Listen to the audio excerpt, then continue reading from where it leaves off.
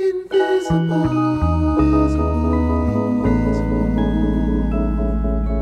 Blackness. With your host, Adrian Younge. In my American Negro album, I began by stating that the musician is the document, an oral transcription of experience and perception through the vantage point of self. And if music is the message for the Negro, the music is the Black critique. So what I'm really saying is, if we create from what we feel and experience, we are transcribing history and sentiment through sound and our soul. The soul that is evident in our music. It's our ancestors speaking through us, connecting the generations, the lost families, because African history is largely an oral history, but concurrently it is also an aural, A-U-R-A-L history, as Black American music largely depicts the relationship between Black and white America, or what I often refer to as the Black critique. But as I repeatedly say on this podcast, Blackness is not monolithic. NWA is just as Black as Babyface. Kendrick's message is just as incendiary as Charlie Parker's was. But my point is that their oral transcriptions find unison in soul in the struggle, but novelty and difference in personal experience. And as you listen to my words, think about how Black music has changed you, how it has changed your experience regardless of ethnicity, how it has altered your perspective towards police brutality and inner city life, or love or hate, or even posterity. How is it tied to your experience?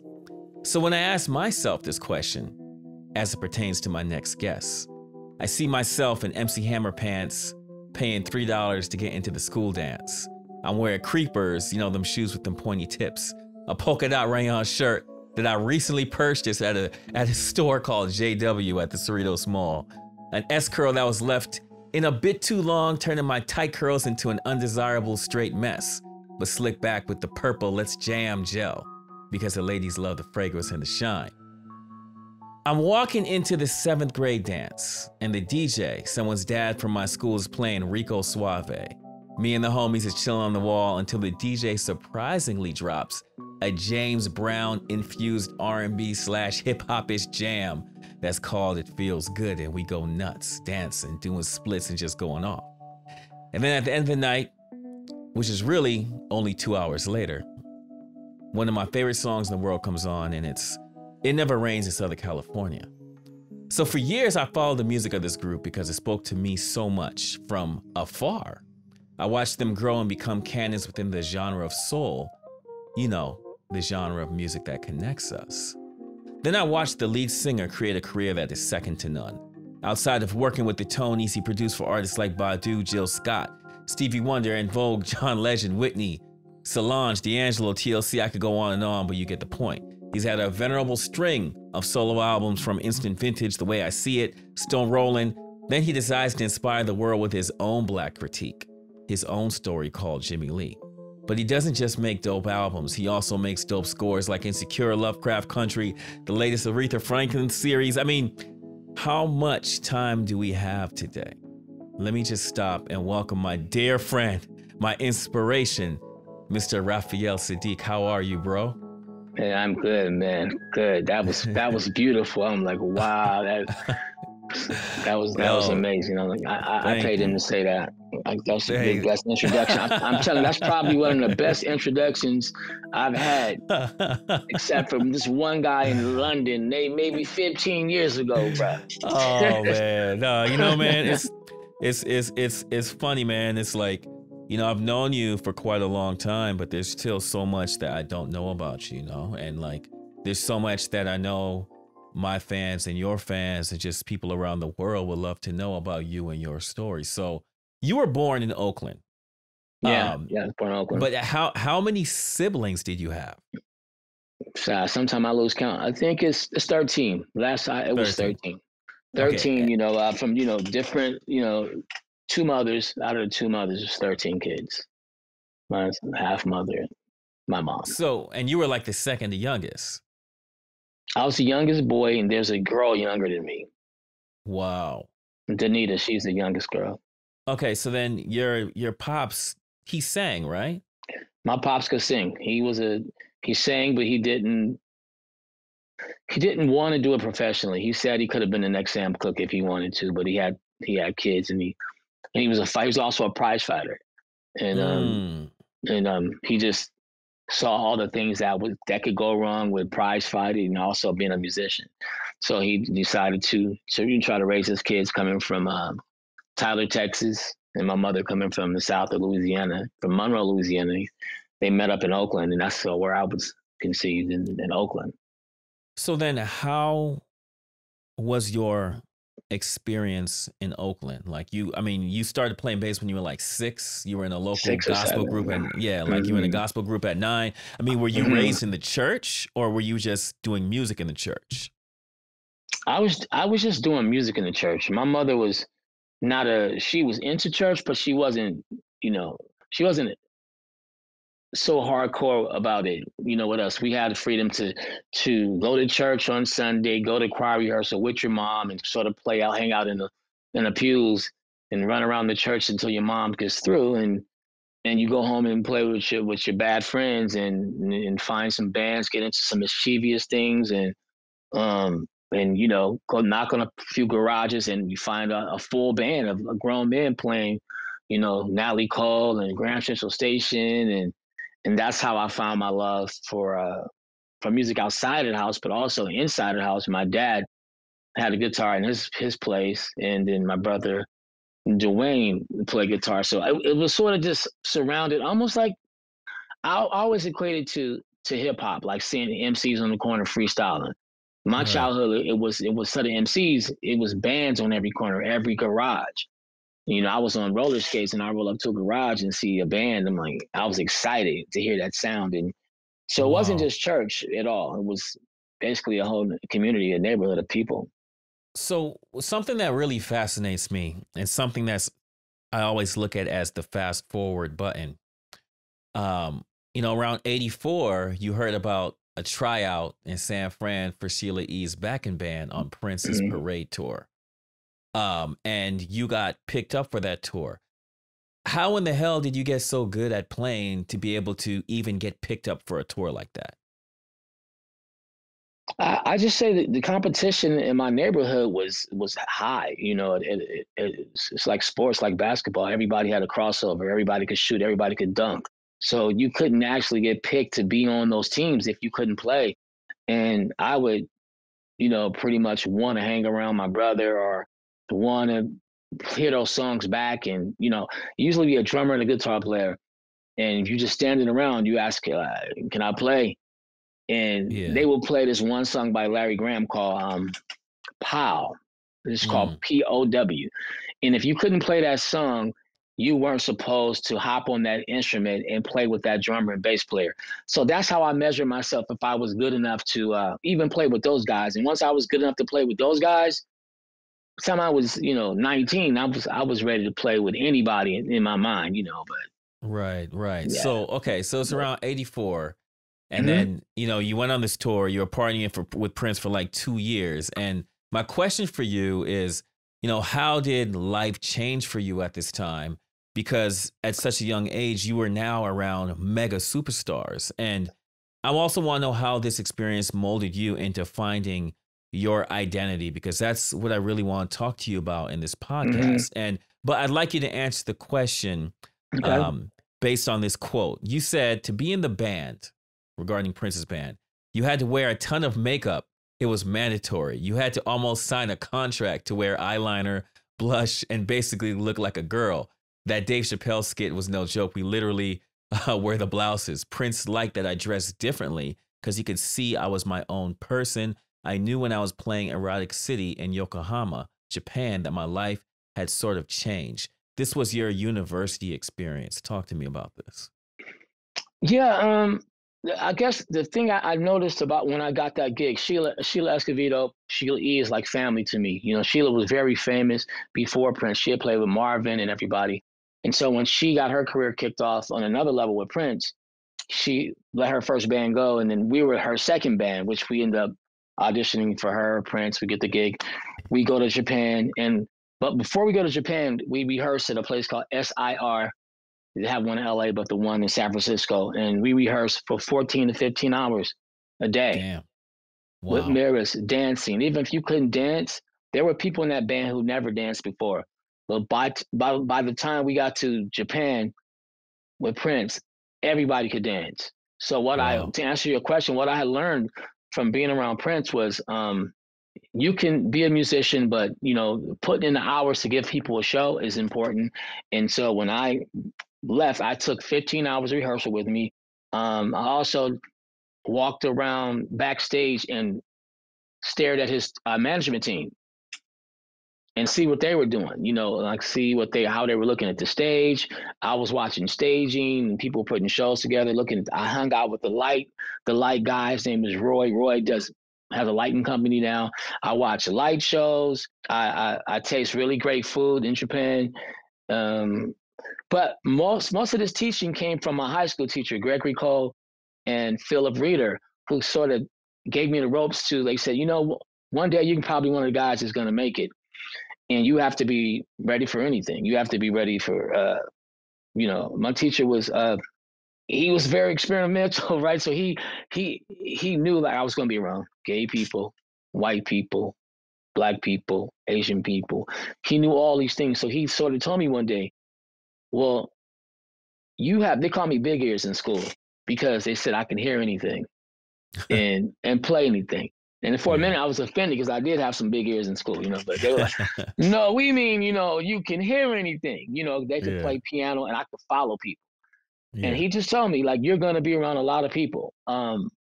Whether it be gay, you may never be gay, but don't look down on people. So I've learned all this training. If you go somewhere, try some food that you've never had before. Don't be scared to try things. Like yourself, Adrian, try some things. That's where I got that from. Funny, man. So getting to him, getting to Japan and all of that, being around Prince in the revolution, the end of the revolution, it was just, just keeping my eyes open, not talking too much, just shutting up and listening. That's pretty much what I did. You sound like a young MJ. So soaking up game, because after this, you had a group with your brother Dwayne and your cousin Timothy, the Tonys, right? Yeah. And then your debut in '88 went gold, and then you toured with NWA, Guy, Heavy D, Salt and Pepper, MC Hammer, Tone Loc. What was that Black experience like at that time? Yeah, touring with all those groups were super cool because I got a chance to hang out. I hung out with Ice Cube more than anybody on the tour. And, some nights, most of the nights NWA was pretty much killing everything. But some nights we pretty much ripped the whole show in Houston where Houston played at. They used to play at the, I forgot the arena. But we played there. And I remember after the show, MC Ren walked up to me and said, tonight was you guys' show. You guys, you took this show. But every night, just watching NWA, Eazy-E, hanging out with Eazy, watching everybody run around hotels with water guns. And, everybody was right in the hotness of everything. Hip hop was taking over. R&B was sort of, losing. We were the only band on the tour that had a setup. We had to set up equipment. So they didn't really want us, like Salt and Pepper didn't really want us on the tour because of the setup, the set change.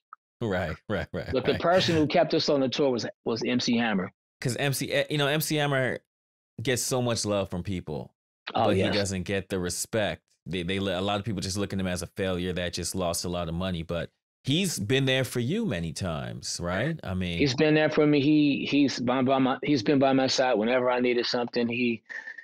Like I said, he stood up for me, and in the middle of his tour, he got on a plane, flew his jet to New York to have a meeting with me with the label to help me get off this label.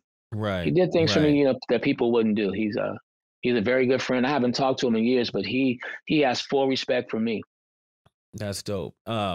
Something that you and I would talk about is there's this split. I always talk about how Blackness is not monolithic, but like you have this hip hop thing that's hard and you have this R&B thing that's supposed to be soft. But we always talk about how R&B is so hard and all the backstories, you know. Can you talk to the people about how R&B was just as real in many ways as hip hop was? Yeah, it goes back to Holland Wolf to the blues. You know, those guys would play on the weekends where Holland Wolf would have his foot on somebody's body, and somebody would walk in and say, "Why you got your foot on his body?" He said, "Oh, him? He dead." You know, this is a show. You know, and as far as the bands I grew up in, and my brother, guys would get in an argument and come to rehearsal and have a Smurf in the middle of the tom toms, a little Smurf thing, and then on the bass drum will have a gun sitting there and say, "Don't nobody talk to me today." Damn. You know, so when MIDI came out, I knew bands was over because nobody really wanted to be around anyone. Mm. That was pretty much it. When they found a flute or a saxophone in the keyboard, it was a wrap. So, you know, you left Tony, and you went solo. And Right. your first official song, would you call it Ask of You or Me and You? Like, what's your first official solo? My first official solo song is Just Me and You and Boys in the Hood. But the label wouldn't let me use my name at the time, so it says Tony, but that would be the first one. So at this time, you knew you were ready to identify as an individual artist at this time. You knew that. Well, honestly, Adrian, no. It was just part of production. I didn't really ever want to be a solo artist. I really just wanted to be in bands. I'm a band guy. I never cared about being a solo artist. It was just the next thing that people did. So I just had to follow suit because I'm not in a group at this time. I guess I knew it around, you know, you go home, you get your first deal, you buy a house, you do some tours and things don't go how you think. And then you at home and you're in your studio and you write a song and you sing it and it's just you on the song. So, okay, what's next? You take it to a distribution company and it's your name on it. That's how my solo career kind of happened. Got it. Different from like Bobby Brown. Bobby Brown probably was like, I'm about to go solo. Yeah. You know, I took a different road to get to my solo albums. Got it. So, in 2004, you had Ray Ray, and you were quoted as saying you saw a lot of white people misappropriating, or I paraphrase, a lot of white people kind of like misappropriating the imagery of Blaxploitation era, and you wanted to create an album where you embrace that part of your history and the images of that time. Like, what is the importance of that Blaxploitation era to the Black American experience? How did you identify with that? I identified with the Black exploitation because of the point of entry, how it came about.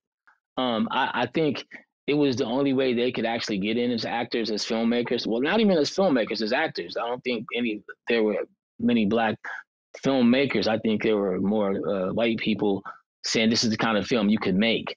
I think we always take something that's not supposed to be good and actually make it good. And I just wanted to pay my respects to those people who gave us Shampoo, who gave us Welcome Back Charleston Blues. And because as a kid, I didn't know it was what I was actually watching. Yeah.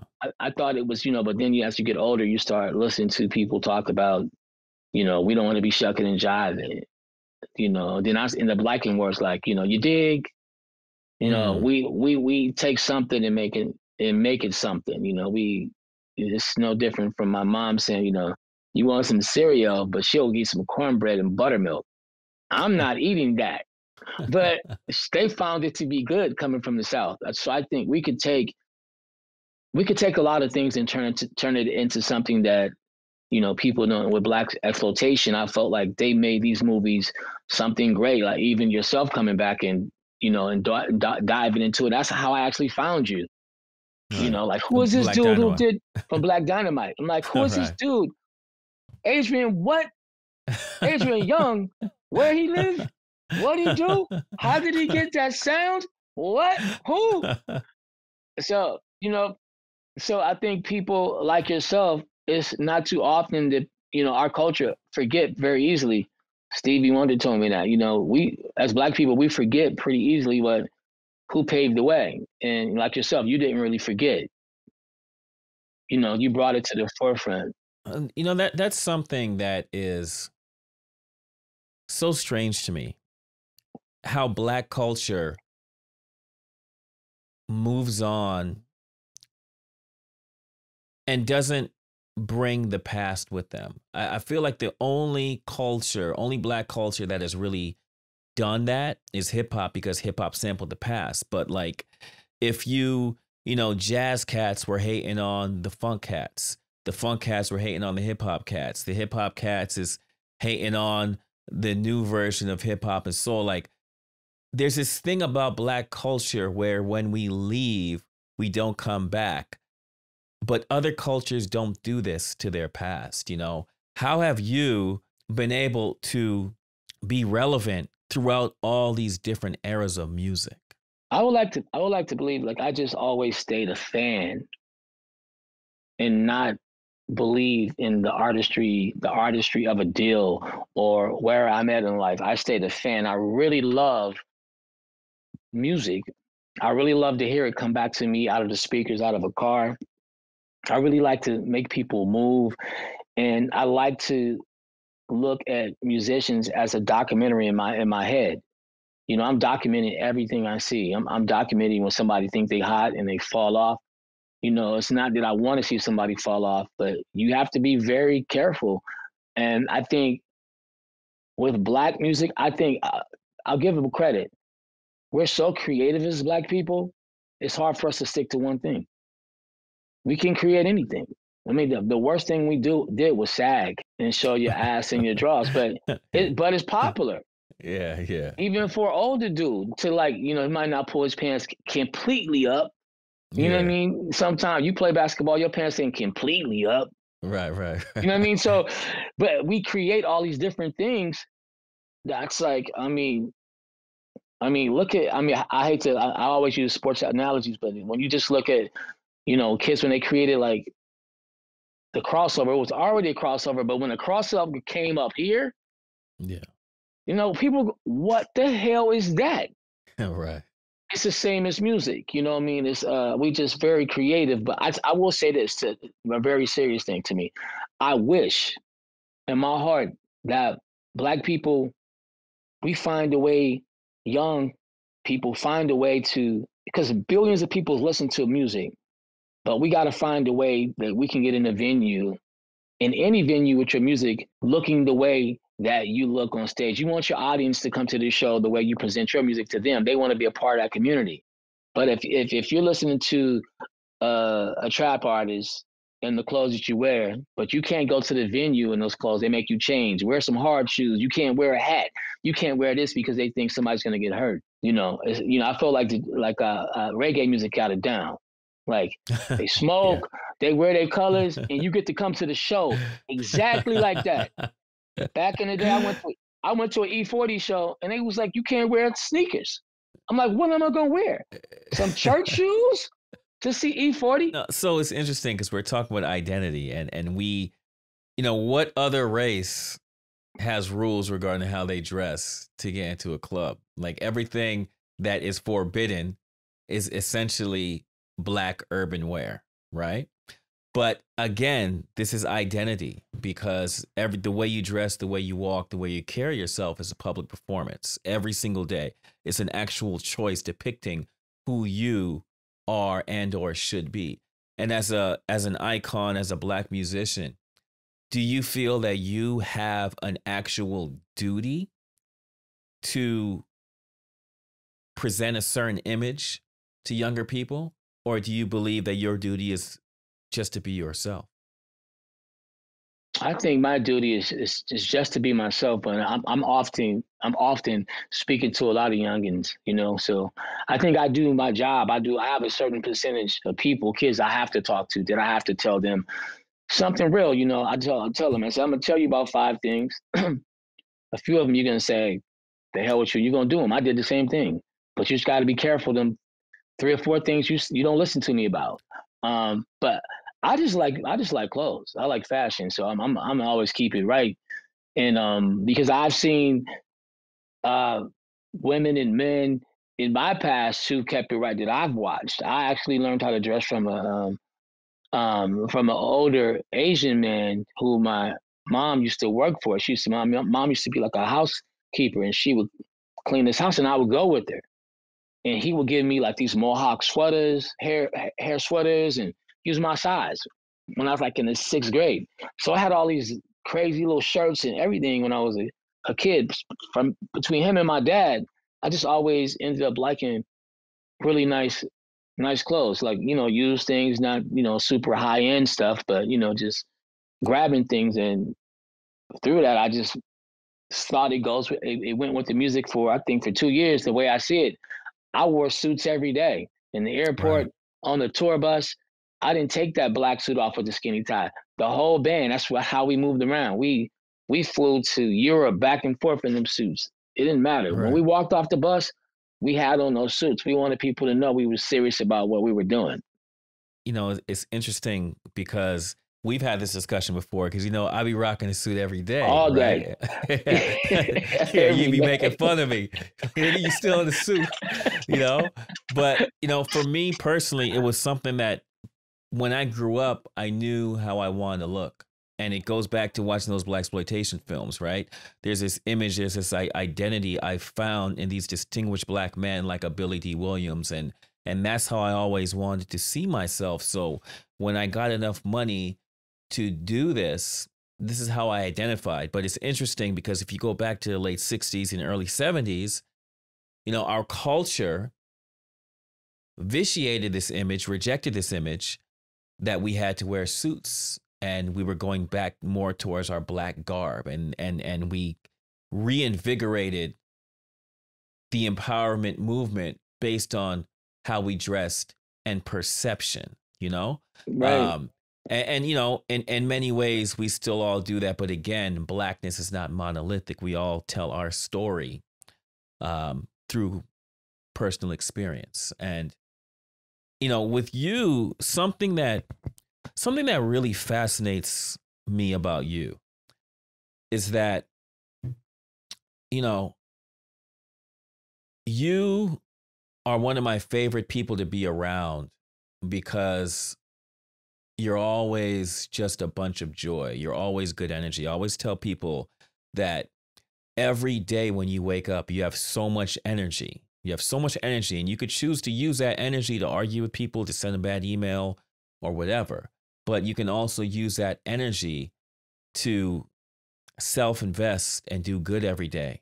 And like being around you, I always feel that if I'm around you and me and Ali Shaheed are scoring or whatever, and we have a deadline, if you're around, it's always worth me stopping just to feel your energy.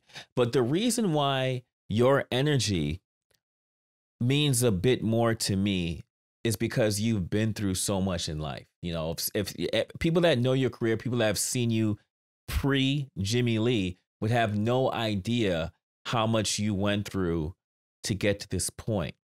And I say this all to say that I tell people, yes, there is injustice. Yes, there's inequities. Yes, there are these malevolent machinations that have been put in place since slavery to now to subjugate our people, to marginalize us. But you have to be able to live every day with a smile. You cannot live with a dead soul. How do you keep a smile on your face every day? How do you keep climbing? I think about my mother a lot and my father. My father had my mother and my father both have a beautiful smile, and I've just never seen. My father went through a lot as a man, and he would, get you in the car as a kid and tell you some things at an age, and as I became an adult, I would think about what would my father do, some of the things I've been through. I just said, if you wake up in the morning, everything else is extra. And that's just how I just said, I've been through a lot. I've been through a lot, man. I've been through a whole lot. And sometimes I think, I get it from, I think about what my parents went through. My mom used to make, what, $75 a month when she was, Mm, a young lady. And she had her first kid at 13 years old. And, mm, the stories my mother told me, I live for my mother and my father. I live to be right. I never wanted to give them any trouble. And that's why I have that energy, because if I see you and we're walking past each other, and we're both doing the same work. You've been doing it less time than me in the business, and you're doing exactly what I'm doing, and you're doing it good, and you're a go getter, and you know you're the only guy I ever met, you know, that will. I need the saxophone part played. You're not going to call that saxophone player. You're going to figure out how to play that instrument. That's how my father was. Mm. You know, so you're like a throwback, and Wow. you're a throwback. So I think I don't know, man. Sometimes it's hard for me to look back and see why why I am the way that I am. I guess Yeah. it's the Southern roots in me, man. I just keep going forward. Well, you know, it's interesting because I never knew that your mom had her first child at 13. And when I think about you and your family, your upbringing in Oakland, and I know your personality, I look at you as a glue for your family, but I look at you as a glue for a lot of people that are just around you. You know, you have this leadership quality that you don't find in many people, but at the same time, you are very good at bringing people together. And before I talk about that, I want to kind of go back and just kind of break the listeners off with a little bit of history because I want to actually get into Jimmy Lee. Okay. And so what I want to talk about is the war on drugs and how that changed America.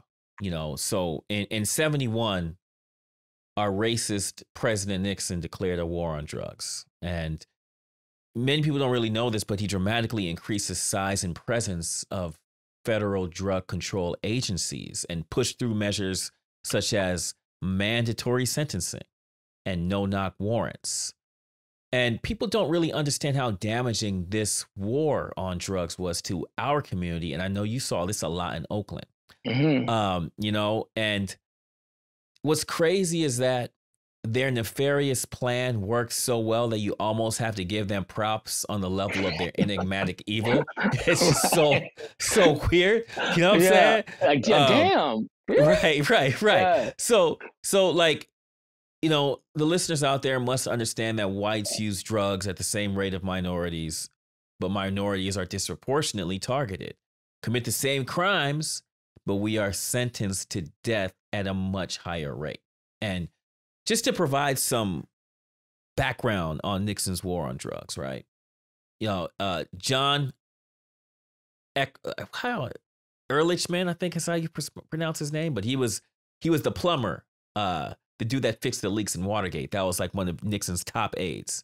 And when he was interviewed after being in jail, right, he later admitted that in reference to the war on drugs, he said, "You want to know what this was really all about?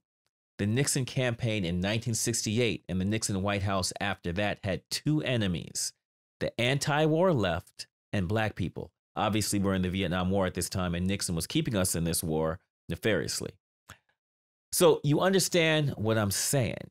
We knew we couldn't make it legal to be either against the war or black, but by getting the public to associate the hippies with marijuana and blacks with heroin and then criminalizing both heavily, we could disrupt those communities. We could arrest their leaders, raid their homes, break up their meetings, and vilify them night after night on the evening news.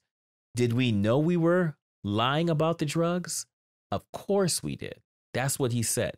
Now, when we push into the 80s, you think about President Reagan marking the start of a long period of skyrocketing rates of black incarceration, largely thanks to his unprecedented expansion of the war on drugs, right? His Just Say No campaign. I remember watching Different Strokes and seeing Nancy Reagan on there, Just Say No, and you have all this this big campaign about this, you know, say no to drugs. But what this is doing is really vilifying our communities and setting us up to be targets. So, you know, this was diametrically opposed to the reality of Reagan's regime flooding the streets with crack to support his top secret Contra mission at the time. But anyways, that set the stage for the zero tolerance policies implemented in the late 80s. So the 80s, the early to late 80s throughout California. Now, getting to us. Los Angeles Police Chief Daryl Gates said that casual drug users should be taken out and shot. This is the same dude that founded the DARE drug education program when I was in elementary school, when we were wearing all the DARE t-shirts. And this was quickly adopted nationwide despite the lack of evidence supporting its effectiveness. But again, it's vilifying our marginalized communities and helping to put us in prisons a lot longer, right? So in LA, in Oakland, in California, we had this crack epidemic. We had this drug epidemic that was at its zenith, and police were targeting us. And when I was with you in New York to watch you perform, and it was one of the first times I think you was performing some of the Jimmy Lee tracks, man, it touched me so much because this is the first time in your career that you've been so open and vulnerable to your own story regarding the drug epidemic and how this personally affected you and your family. Talk to us about Jimmy Lee. Yeah, well, you know, I when I talked about Jimmy Lee, when I made this record, Jimmy Lee, I was talking about my brother. The weird thing is I didn't set out to do this. I had a whole different record pretty much done. And I think I made this one record. I don't even know which one it was. And I just started thinking about my brother's addiction. And also my sister, one of my sisters, Lynn, she had a huge addiction to drugs. My other brother was murdered for selling drugs by his best friends. My other brother killed himself because he couldn't let go of the drug. He shot himself in the head with a double-barrel shotgun in my dad's house. And me and my brothers cleaned, after they took the body, we cleaned the skull and the blood up. We were so in shock that we didn't realize that there's a number you can call for a chemical cleansing. And my sister just asked me that question about 4 years ago, like, why didn't you guys call this number? I always wanted to ask you that. But my answer to her was I was so in shock that me and my father and my brothers, that we just did the work because my dad had a janitorial service. And then years later, I started thinking, I would always think about, sometimes I'll go to a bar and I'm just talking to a stranger. And I was thinking about, why am I talking to this stranger? This stranger should be my brother Jimmy, or it should be my brother Al, or it should be my brother Desmond, or it should be my sister. But they're not here to talk to me. And I'm thinking, it's all drug related, dope related to most of them. And I started thinking about how it got there. And it's talking about Watergate. As a kid, we would drive, all over the Bay. You see these hotels that say, Watergate. And I didn't know what it was as a kid. And I started, putting one and one together. But I would see my brother all the time and I would ask him questions. And, I never got a chance to ask him, what was the thing that made him try a drug? And being that we were really, really close, I never asked him that question. I asked some of my other friends the question. And it just dawned on me that we never had the real conversation. So I wanted to have this conversation through my records. And I had a friend that was a basketball player, Brian Grant, who had some problems with drugs. And I asked him, could I talk about it at times? And I was able to talk about his issues, his problems with drugs. And I wrote a song about him. And it seemed like I was always caught up in the middle of some type of drug-related issue all the time through my whole career.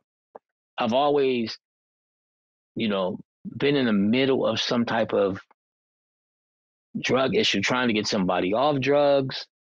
I've never done any hardcore drugs ever. And the first time I played the album, I played this record for my nephew, Jimmy Lee's son, here. And I played the record, and he sat in the back, he listened, and I just had tears rolling down my eyes. And he had tears coming down his eyes because that was his dad. He never got to know his dad. His dad maybe died when he was 7. So he knew him, but I just wanted to give him the opportunity to hear this record. And we both cried with no sound. But when I went on this tour, I did a lot of interviews all over Europe, and people would come to me crying because they were having the same issues with their father. And they were thanking me for making the record.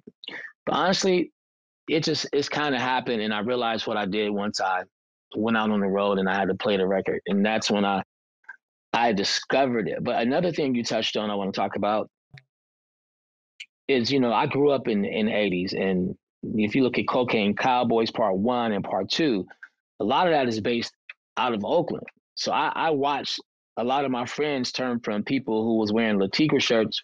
We all pick each other up to go to school. And when drugs sort of like around the Nixon time and infested the whole neighborhood, all of my friends started killing each other. If you listen to Ray or Instant Vengeance, when I've said, I'm leaving this town, I'm leaving this town because selling dope will kill me. I'm leaving this town tomorrow night. I'm all packed up. So I watched my friends turn into killers, a lot of them. A lot of them made it, a lot of them didn't. And the ones that made it, I still talk to them. What I'm noticing with all these murders, man, with all these cops killing all these black kids, and I've had my run-in with cops in Oakland, doing nothing, just driving, 2:00 in the morning, and they pulled me over a few years ago. I'm driving this Audi 8 or something. They pulled me over, and you were on your phone. No, I wasn't. Well, do you want to look at my log, my call log? Give me your license. Roll down the window. Get out the car. Don't get out the car. I'm just like, dude. Boom, boom, boom, boom, boom. 5 cars roll up. Another brother roll up on the side. Boom. He jump out the car. Like, roll down your other window. Boom. It's a brother. He look in the car. Raphael Saadiq? Oh, yeah. Man, get this man back his license. Man, bruh. Man, can I get a picture? So we take a picture, and the other cops get in the picture. The dude who was harassing me was Mexican. The other guy is taking the picture. The white guy is taking the picture. The Mexican dude, I like, hey, bro, get in the picture. Oh, man, I'm a little shy. I'm like, bro, you just wasn't shy a minute ago when you was just flashing the camera in my face. Get in the. I made him get in the picture, bro. But what I was gonna say is this. This was a couple years ago. But I was watching Westworld, and I watched the original one a little bit for 5 minutes, and I watched all 3 seasons. And what I realized what's going on is I think cops are playing Westworld with black people. They just think they're like in a place where, like, hey, you come to Oakland or you can come to this world and you could just shoot niggas for free. Yeah. You go, you just get a police uniform. You mean I can shoot them? I don't go to jail? Nope. You don't go to jail. I just got to put on that uniform and you could just shoot niggas. They're going to shoot you back. No, you could just kill them. That's exactly what it feels like. It's a Westworld for niggas, for them. They just, I'm not going to go to jail. No, they're just putting on a uniform. I swear to God, it feels like just like this Westworld. You could just sit on a man's neck and kill him, and I'm not going to go to jail. No. So what do? I mean, you can see how they just rear up when you walk. They rear up on you, and just even when I'm driving my car, people just rear up on you. So I just think I feel like it's a Westworld for black people, man. It's like we could just get the uniform and we could do whatever we want to do. You know, it's interesting, man, because this magnifies a concept of complacency towards the death of Black Americans or just minorities in general. And when you think about that, and you also think about all the death that you've been around growing up in your neighborhood, you know, when you see that death, how, to you personally, this might be a strange question, but for you personally, when you think about the people that died, your friends and everything, is your perspective any different when you hear about a white person dying, as far as how tragic that death is? Yes, I mean, I always think about the parents, no matter if they're black or white or anything. I think about the parents because I watched my mother and my father sit in the chapel when my sister was struck by a car and her in her driveway because this kid is running from the cops. It runs in my sister's car. She's a vegetable, and they have to take her off the machine. I'm at the hospital, sitting in the chapel, hearing the doctor saying, my sis, this is it. And I'm watching my mother shake. That feeling, I never want any parent to have. So yes, my heart goes out to every parent. You know, the thing about most Black people, we don't really feel the way some white people feel about death. Some people wish that on Black people. I don't think the hardest Black person don't wish that on anyone. That's my experience. Right. You know, you can and you know, that's how I see it. I feel for any parent, whether Black or white, to lose a kid, to lose anybody is something that stays with you. You walk around with it. I mean, I walk around with my brothers and my sisters and my friends, and I try to live a normal life, but I didn't get any therapy for it. You know, I mean, my therapy was, you know, listening to, you know, Earth, Wind and Fire, and listening to a Tribe album, or the history lessons wasn't that great in Oakland for a Black student in urban schools. You know, I learned more of my history from Chuck D. Yeah. I didn't learn it at school. Yeah, none of us really did. I didn't know anything about Marcus Garvey in high school. I learned about Marcus Garvey from Chuck D. through New York. You knew about Benjamin Franklin, but you didn't know about all these Black leaders. I didn't know half of them. And the reason why I asked you if you felt different when a white person dies, it's not as if the death of a white person is not as tragic as the death of a Black person. It's just that the public perception, how the media covers our deaths versus their deaths, is diametrically different. And I just was asking this question because you're a person that has been around so much death. I have not personally been around that much death. So, like, I just want to know if the pain is different. And also, even going into a deeper question, yes, I've known people that have died. But for you, with your family members that have died, with your friends that have died, do you look at this from the standpoint as you just can't call them and they're no longer here? Or do you do you look, you know what I'm saying? Or do you look at them like they're actually dead? Like, how do you perceive their passing? For the ones I'm talking about, I look at it like it did not have to happen like this. I felt like because we lived in a certain area, because it was systematically set up that way, there's no when you go to Berkeley, California, you have a turnabout where you can't just drive through a street. You have to stop, go around. You know, in my neighborhood, cops could just chase people through the neighborhood. So I said, you know, it's not that way in Berkeley, California. With my brother Desmond, yes, I miss him, and you know, we used to pop together. We used to boogaloo together. Me and my brother Desmond. We had routines. You know, we would go walk around the corner, and you know, we start popping, hitting. I miss that, and I just feel like I lost a lot I lost a lot in the city of Oakland. The city of Oakland took a lot from me as a kid, and I had to keep moving. It makes me resent the city itself, but not the people. It makes me say, you know how some people rep their city so hard. I don't. I rep trying to get kids out of a city to travel the world and come back and have a different outlook, you know. So it's hard.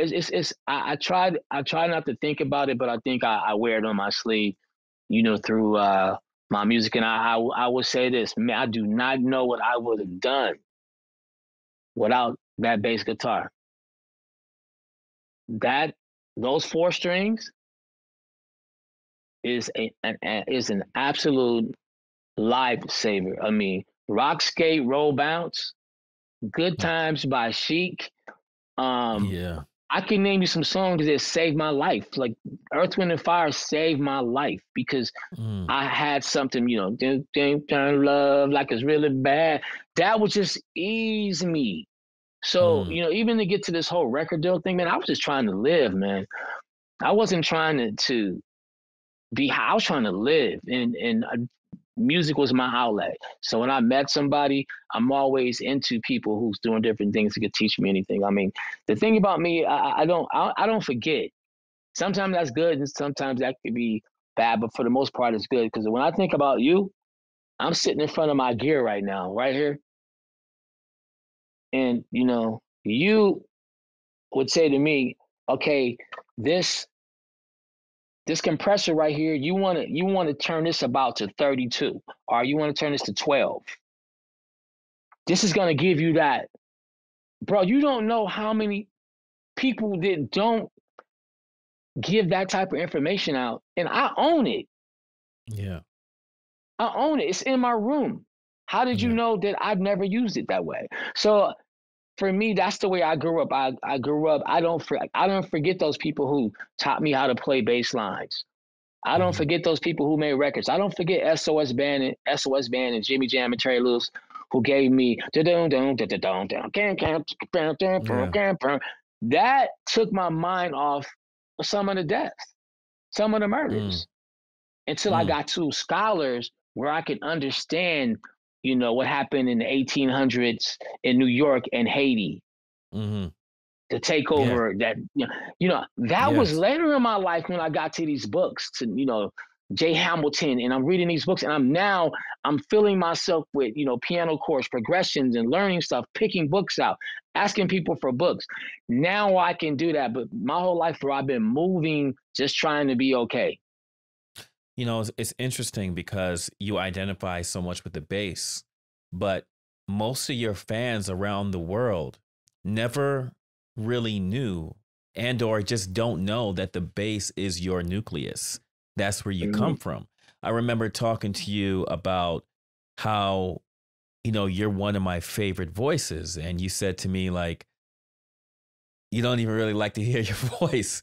You never really considered yourself a singer. So for people like myself and people out there that have grown up with your music and listen to you every single day, it's interesting that you actually found your spiritual voice in the bass, but you have provided yourself with such a life based on your voice, your actual voice, and also the voice of the music and what you're saying with your sound.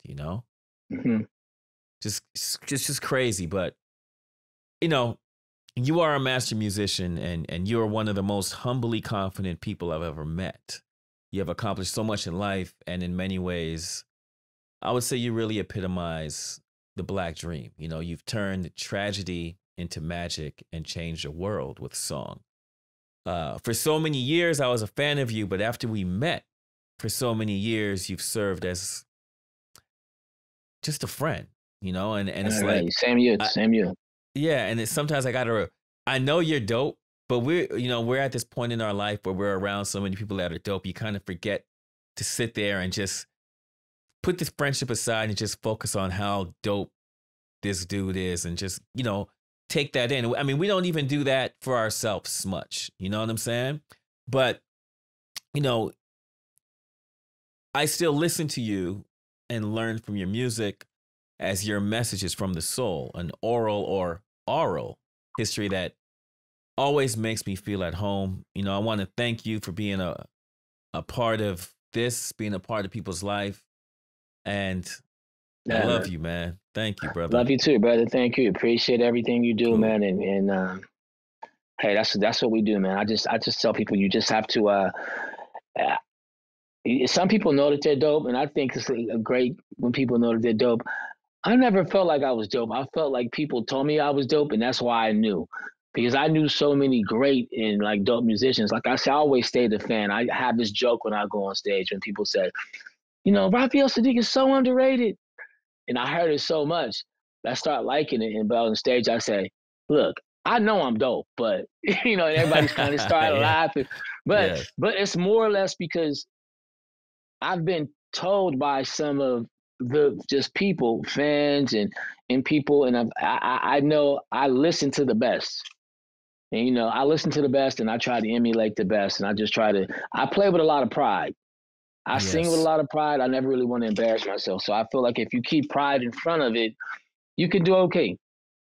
Well, I mean, I think for the Black experience, and I'll close with this, we all have a vibration, right? We all have this divine infusion of soul, but we all need a spark of energy in order to make sure that we vibrate right. Right. And in vibrating, when we get that spark of energy to vibrate, my new bass. I'm not to cut you off. Now go ahead. Yeah. So when we get that energy to vibrate right, it allows us to be the person that we're supposed to be. You got that energy when people told you you were good on bass. You even got more energy where you found you were worthy enough to travel the world at such a young age to do your thing. Yes. You know, so thank you for your time, brother. That's Raphael Saadiq.